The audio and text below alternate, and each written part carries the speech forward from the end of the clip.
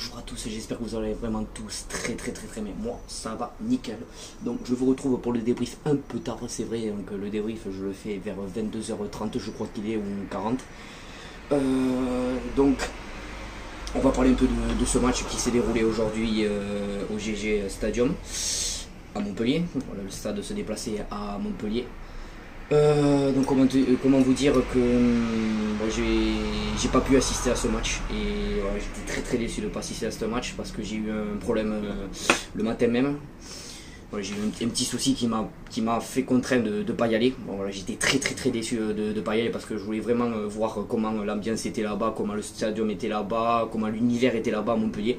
J'avais envie de voir comment c'était, mais bon voilà, c'est dommage, je n'ai pas pu voir le stade jouer, je n'ai pas pu voir le jeu que le stade a proposé. Bon, c'est pas grave, on a quand même le score, on a quand même j'ai quand même mon idée en tête sur le score, sur les analyses que je vais dire, pardon, excusez-moi, je bégaye.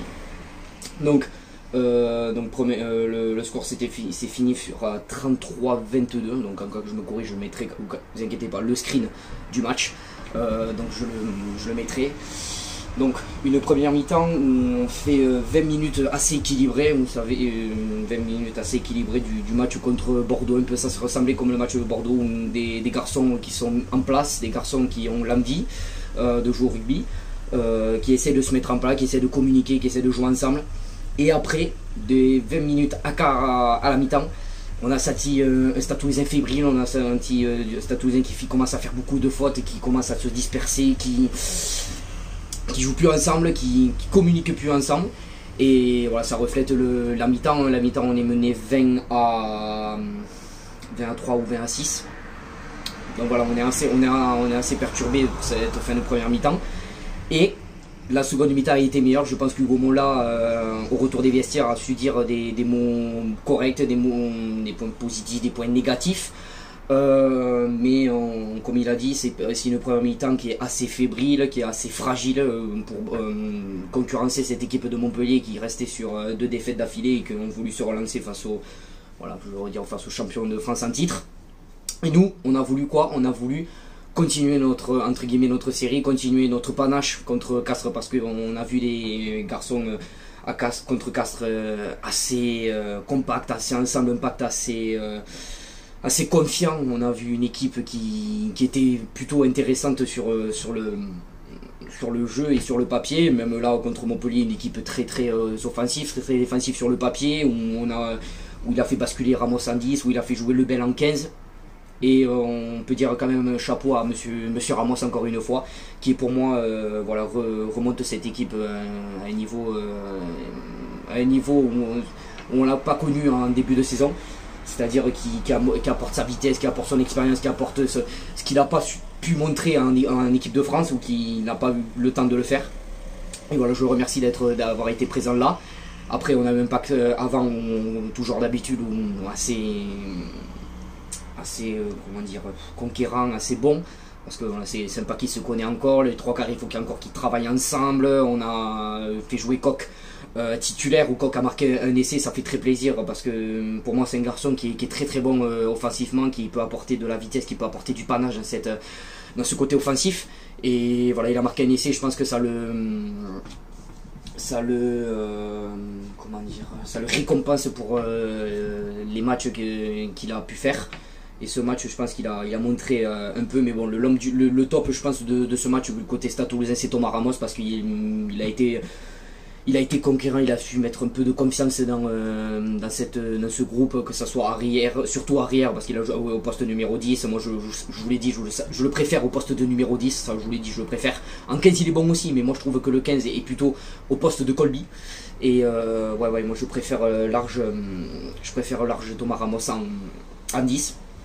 Donc voilà, mais bon, il y a encore des choses à reprendre. C'est dommage qu'on n'a pas su en profiter pour gagner encore plus en confiance en gagnant cette victoire à Montpellier. C'est dommage, on a cette défaite.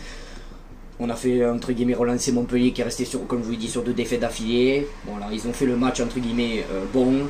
Garbajosa, il a su contrôler le jeu à la Toulousaine parce que comme je vous l'ai dit, c'est quelqu'un qui a joué énormément au Stade Toulousain, qui connaît le jeu du Stade Toulousain, qui connaît le stratégique, qui connaît les tactiques du Comola. Et je pense qu'il les a contrés parfaitement, qui a mis sa tactique en place pour battre ce jeu toulousain. Et voilà, la défaite est entre guillemets méritée. Montpellier ont su faire le boulot chez eux, ont su gagner. Et avec bonus offensif, je crois, il me semble, ouais, bonus offensif de prix pour eux. Mais bon, il ne faut pas baisser les bras. Je trouve que certes, on n'a pas fait le match qu'il fallait, on n'a pas fait. Je m'attendais pas à un match comme ça. Je me suis dit qu'avec le match que Castres on a fait, je me suis dit qu'on allait quand même reproduire ce jeu-là. On n'a pas réussi à le reproduire parce qu'on a vu une équipe de Montpellier très offensive, très agressive de suite. Et on n'a pas été habitué à ça. Même avec les autres équipes, on n'a pas été encore habitué à ça. On n'a pas su mettre notre jeu en place de suite. Comment dire, quand je regarde aussi le barème aussi des 5 matchs à l'extérieur, 0 victoire.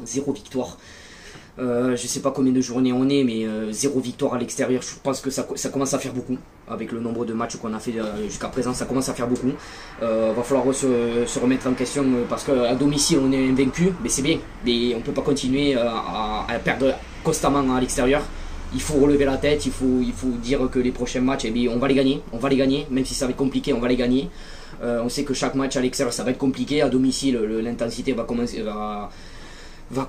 à venir parce qu'il y a la réception Castres, pardon, on l'a déjà fait, il va y avoir la réception du Clermont bientôt, de Toulon bientôt aussi, on a la H-Cup qui va arriver très bientôt aussi. Donc il faut commencer à se rappeler de ça, un petit coin de notre tête.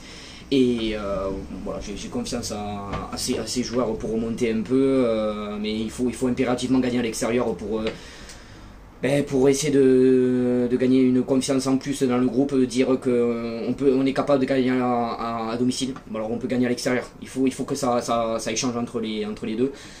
Il faut que si on fait le boulot à domicile, il faut qu'on fasse le boulot à l'extérieur. Voilà, on n'a pas le choix parce que on n'a pas gagné un seul match encore à l'extérieur, ça va pas. Il faut gagner le prochain match à l'extérieur, redonner encore plus de confiance dans ce groupe, essayer de regarder le match de Castres où on a été plutôt bon défensivement, où on a réussi à parler, à communiquer encore une fois, à jouer ensemble encore, à avoir une cohésion un petit peu. Et voilà, donc je vous retrouve pour le prochain match, je sais plus lequel c'est, je crois que c'est la H-Cup, il me semble que c'est la H-Cup contre le Gloucester, je crois. Je vous mettrai le prochain match aussi en screen. Et voilà, je vous dis pour la semaine prochaine. Allez, c'était Marcel, je vous dis ciao.